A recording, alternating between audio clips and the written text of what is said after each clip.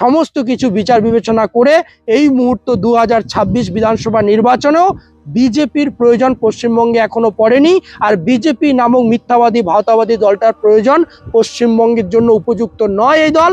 আপনারা জোড়াফুল চিহ্নে ভোট দেবেন এই প্রার্থনা আমি করছি। সময় ঘনিয়ে এসেছে, আমাদের প্রত্যেককেই আমাদের ভোটাধিকার প্রয়োগ করতেই হবে, সে যেই হোক।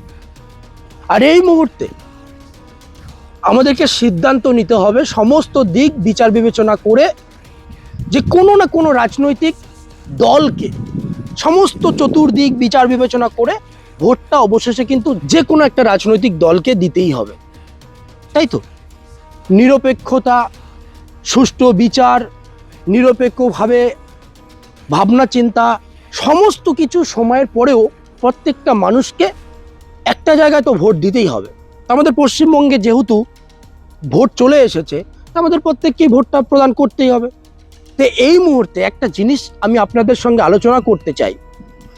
আমি যদি বাজার থেকে বাড়িতে ভালোভাবে ব্যবসায়িক কারণে একটা গাভী পালন করার উদ্দেশ্যে বাজার থেকে নিয়ে আসব, তাহলে আমরা কি দেখি? যে সেই গাভীটার জন্ম বৃত্তান্ত, বংশ পরিচয়, জেনেটিক বৈশিষ্ট্য, তার শারীরিক গঠন, সেই সমস্ত কিছু দেখি। যে তার মায়ের আগের হিস্ট্রি কি রয়েছে, তার বংশ পরিচয় কি রয়েছে, দুধ দেওয়ার ক্ষমতা, সমস্ত কিছু দেখে সেই গাভীটাকে কিন্তু আমরা বাড়িতে পালন করার উদ্দেশ্যে নিয়ে আসি। ঠিক একই রকমভাবে আমরা যদি বাড়ির কোনো সন্তানের, সে ছেলে হোক মেয়ে হোক, তার যদি বিয়ে দেই, তো যে জায়গায় সম্বন্ধ আসবে বা যে জায়গায় আমরা সম্বন্ধ করব, সেই জায়গার কিন্তু বংশ পরিচয়টা দেখে নেই। তো এই মুহূর্তে পশ্চিমবঙ্গে তৃণমূল কংগ্রেসের সরকার, বর্তমান মডেল কোড অফ কন্ডাক্ট চালু হয়ে গেছে, কিন্তু সরকার রয়েছে। আমরা 15 বছর সেই তৃণমূল কংগ্রেসের সরকারের উন্নয়ন, ভ্রষ্টাচার, যা হোক সমস্ত কিছু দেখলাম। এই মুহূর্তে পশ্চিমবঙ্গে কিছু মানুষ চিৎকার চেঁচামেচি করছে বা কিছু বোঝানোর চেষ্টা করছে, সেই সমস্তভাবে তারা কিন্তু আর্টগার্ড বেঁধে পশ্চিমবঙ্গের মানুষজনদেরকে বোঝানোর চেষ্টা করছে যে এই মুহূর্তে পশ্চিমবঙ্গের সরকারকে পরিবর্তনের প্রয়োজন রয়েছে, বিজেপি সরকারকে নিয়ে আসার প্রয়োজন রয়েছে। আর একটা অংশ বলছে যে বিগত 15 বছর ধরে তৃণমূল কংগ্রেস পশ্চিমবঙ্গের যে সার্বজনীন উন্নয়ন করেছে, তাতে কিন্তু এখনো পর্যন্ত তৃণমূল কংগ্রেসকে পরিবর্তন করার মতো সময় আসেনি। পশ্চিমবাংলার জন্য এই মুহূর্তে তৃণমূল কংগ্রেসই উপযুক্ত বা যথোপযুক্ত।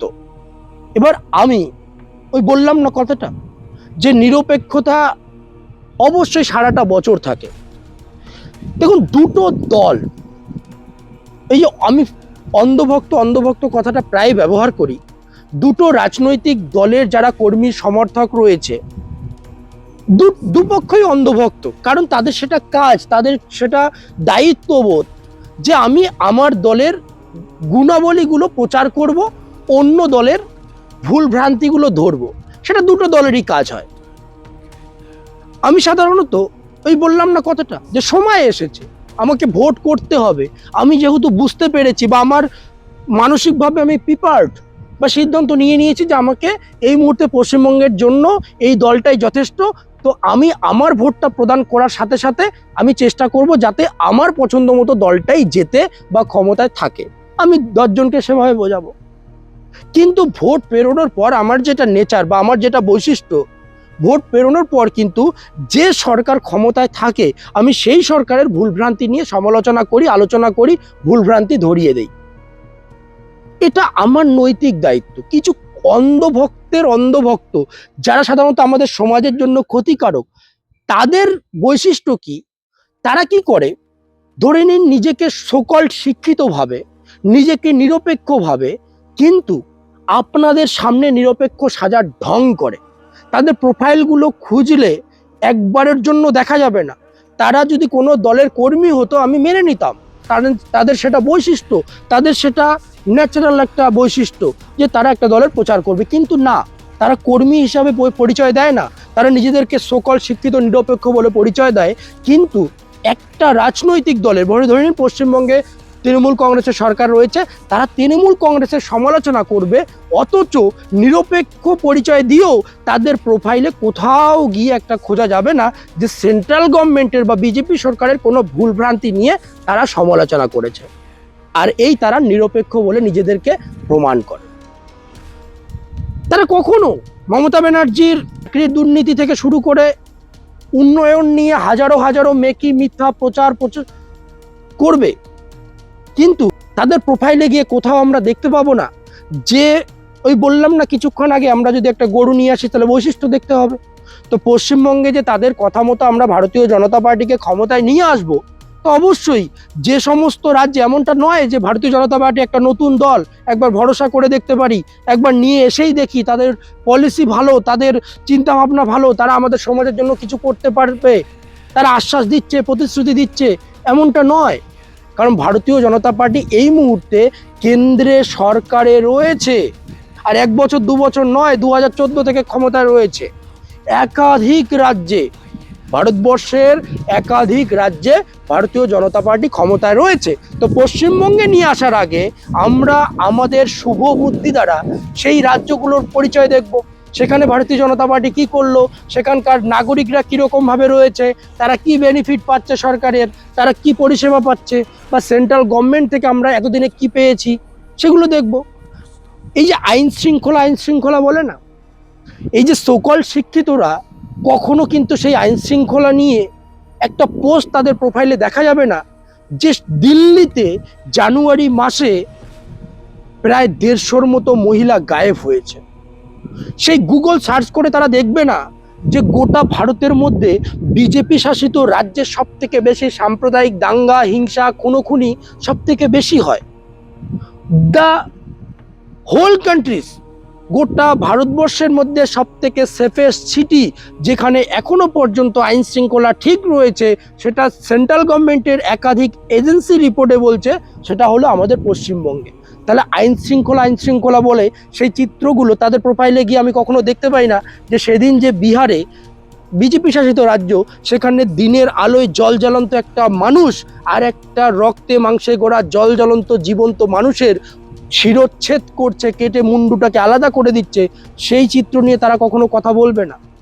একাধিক রাজ্যে দিন দুপুরে শিশুদের সঙ্গে ধর্ষণ হচ্ছে, তারা সেগুলো কথা বলবে না। দীপ সিং সেঙ্গার একজন ধর্ষণে উপযুক্ত ব্যক্তি, যাকে ধর্ষণে, ভাবুন, চিন্তা ভাবনা করার বিষয় রয়েছে, ধর্ষণে অভিযুক্ত ব্যক্তি যাকে জেল থেকে মুক্তি দেওয়ার চেষ্টা করছে বিজেপি।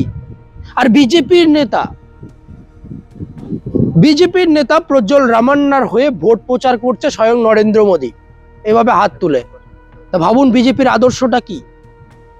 বৃজভূষণ শরণ সিং বিজেপির নেতা, যিনি আমাদের দেশের গর্ব অ্যাথলিট, সেই অ্যাথলিটদের সঙ্গে শারীরিক নির্যাতন করেছে, তার অভিযোগ তার উপর, বৃজভূষণের উপর।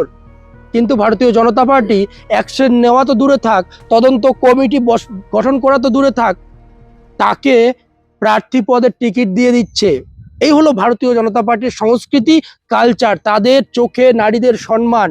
আর তারা নাকি পশ্চিমবঙ্গে এসে নারীদের সম্মান রক্ষা করবে, তারা নাকি মা বোনদেরকে সুরক্ষা রাখবে। এটা গেল সুরক্ষার কথা, আইন শৃঙ্খলার কথা। মিড ডে মিলের কথা আমাদের অমিত শাহ এসে বা অনেকেই বলছে মিড ডে মিলের গুণগত মান উন্নয়ন হবে। সেই ছবিগুলো কখনো এদের প্রোফাইলে শেয়ার করতে দেখবেন না যে উত্তরপ্রদেশে বাচ্চাদেরকে শুধুমাত্র নুন ভাত দেওয়া হচ্ছে। কখনোই শেয়ার করতে দেখছেন না যে বাচ্চাদেরকে বড় হান্ডির মধ্যে, জলের মধ্যে 1 প্যাকেট দুধ ঢেলে সেই জল পরিবেশন করা হচ্ছে, দুধ নয়। এভাবে তারা নাকি বাচ্চাদের যে পুষ্টির গুণগত মান সেটা সঠিক রাখবে। মধ্যপ্রদেশে আমরা দেখছি যে বাচ্চাদেরকে খাওয়ার পরিবেশন করার জন্য সামান্য থালা নেই, খবরের কাগজে খাওয়ার পরিবেশন করা হচ্ছে। আমরা ভালো করেই জানি যে খবরের কাগজের যে কালি, সেই কালিটা পেটে গেলে কতটা ক্ষতিকারক। আর তারা বলছে পশ্চিমবঙ্গে এসে তারা নাকি মিড ডে মিলের গুণগত মান ঠিক করবে। আমরা দেখেছি মানুষ এই সেন্ট্রাল গভর্নমেন্টে, মানে কেন্দ্র সরকারে বসে ওরা সেদিন থেকে আজ পর্যন্ত মানুষজনকে কিভাবে বিরক্ত করেছে। কি দেখেছি, নোটবন্দি করলো যে কালো টাকা উদ্ধার করবে, নোটবন্দিতে প্রচুর মানুষের মৃত্যু হয়েছে লাইনে দাঁড়িয়ে। মিডিয়াম যে মধ্যবিত্ত ব্যবসায়িক মানুষ, হতদরিদ্র মানুষদের কোমর ভেঙে গেছে এই নোটবন্দির কারণে। কালো টাকা তো 1 টাকা আসলো না, বরঞ্চ শুধুমাত্র মানুষগুলো হয়রানি হলো, আমরা লাইনে দাঁড়িয়ে এলাম।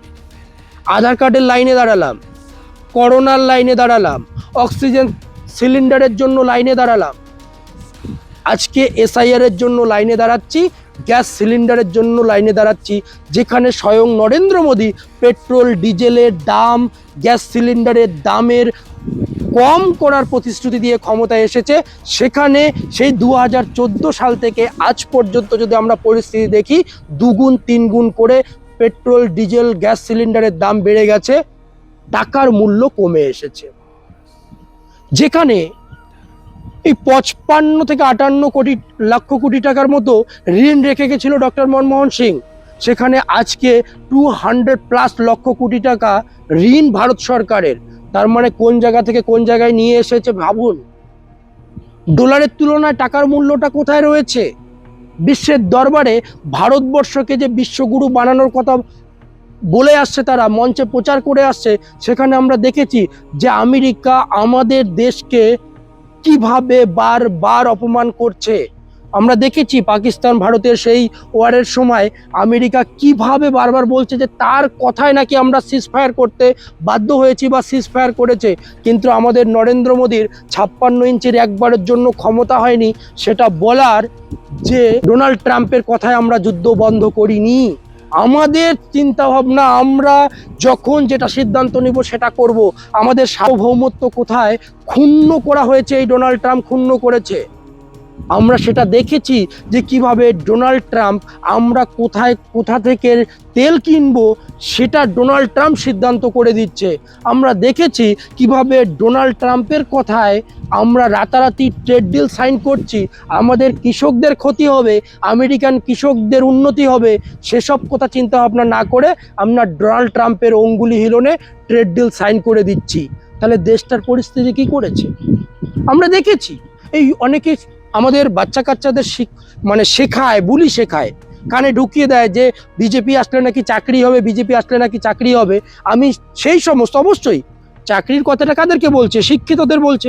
আমি শিক্ষিতদেরকে বলবো তারা একটু গুগলটা সার্চ করে দেখবে যে বেকারত্ব দূরীকরণের ক্ষেত্রে পশ্চিমবঙ্গের জায়গাটা কোন জায়গায়। পশ্চিমবঙ্গ 4র্থ জায়গায় রয়েছে, আর সব থেকে বেশি কেন্দ্রশাসিত জায়গা অঞ্চল লাক্ষাদ্বীপ হচ্ছে সব থেকে বেকারত্বের জ্বালায় জর্জরিত। তাহলে আমরা এনার কোন কথায় ভুলবো? এই যে মহিলাদেরকে বলছে 3000 টাকা করে দেবে, আমরা একটু রিপোর্টটা দেখব যে এই ভারত সরকার বা বিজেপি সরকার যে সমস্ত রাজ্যে ক্ষমতায় রয়েছে, কোন রাজ্যে এই মুহূর্তে উনি কোন মহিলাটাকে 3000 টাকা করে দিচ্ছে সেটা একটু দেখার প্রয়োজন রয়েছে। কোথাও দিচ্ছে না। এগুলো হচ্ছে জুমলাবাজি, এগুলো হচ্ছে জুমলাবাজি। পশ্চিমবঙ্গের মানুষকে বোকা সাজানোর চেষ্টা করা হচ্ছে। আমি সমস্ত দিক, আইন শৃঙ্খলা, তাদের যে সংবিধানের প্রতি অপমান, সমস্ত কিছু বিচার বিবেচনা করে অন্য রাজ্যের, যে সমস্ত রাজ্যে বিজেপি ক্ষমতায় রয়েছে সেখানে কি করছে না করছে সমস্ত কিছু দেখভাল করে, উদাহরণ দিয়ে বলছি, পিপিপি মডেলে কংগ্রেস সরকার বিহারের জমি পিপিপি মডেলের জন্য রেখেছে, মানুষজনের উপকারের জন্য, মানুষজনের উন্নতির জন্য।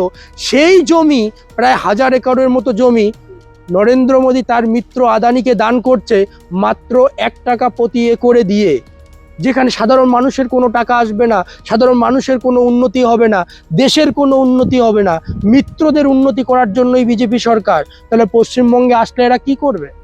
আর কিছু মানুষ বলছে যে পশ্চিমবঙ্গে নাকি উন্নতি প্রয়োজন, পশ্চিমবঙ্গে নাকি পরিবর্তন প্রয়োজন। এই মুহূর্তে উন্নতি কি করেছে তৃণমূল কংগ্রেসের সরকার সেটা আমাদের চাক্ষুষ প্রমাণ, আমরা উপভোগ করছি, আমরা এর ফল পাচ্ছি। কিন্তু বিজেপি সরকার যেগুলো রাজ্যে ক্ষমতায় রয়েছে সেখানে তারা কি করেছে আমি আপনাদের সঙ্গে তুলে ধরলাম। অনেক কিছু বলার আছে কিন্তু বললে শেষ হবে না। কিন্তু আমি যেটা বুঝতে পেরেছি, সমস্ত দিক বিচার বিবেচনা করে যে না, আমাদের পশ্চিমবঙ্গে পরিবর্তনের প্রয়োজন নেই, এই মুহূর্ত পর্যন্ত পশ্চিমবঙ্গে বিজেপি উপযুক্ত নয়, এমনকি দেশের জন্য বিজেপি উপযুক্ত রাজনৈতিক দল নয়। দেশ থেকেও তড়িঘড়ি আমাদের দেশটাকে বাঁচানোর জন্য বিজেপিকে প্রত্যাখ্যান করা উচিত, বিজেপিকে কেন্দ্র সরকারের ক্ষমতা থেকে ক্ষমতাচ্যুত করা উচিত। আর এই মুহূর্ত পর্যন্ত পশ্চিমবঙ্গের তৃণমূল কংগ্রেসই উপযুক্ত। এগুলো সমস্ত কিছু বিচার বিবেচনা করে আমি এটা সিদ্ধান্ত নিয়েছি যে আমার ভোট এবছরেও এই বিধানসভা নির্বাচনেও জোড়া ফুল চিহ্নে যাচ্ছে। এবং আপনাদেরও উচিত সমস্ত কিছু বিচার বিবেচনা করে এই মুহূর্ত 2026 বিধানসভা নির্বাচনেও বিজেপির প্রয়োজন পশ্চিমবঙ্গে এখনো পড়েনি, আর বিজেপি নামক মিথ্যাবাদী ভাওতাবাদী দলটার প্রয়োজন পশ্চিমবঙ্গের জন্য উপযুক্ত নয় এই দল। আপনারা জোড়াফুল চিহ্নে ভোট দেবেন এই প্রার্থনা আমি করছি, কারণ এটাই হলো আমাদের রাজ্যের জন্য মঙ্গলদায়ক, রাজ্যের জন্য ফলপ্রসূ।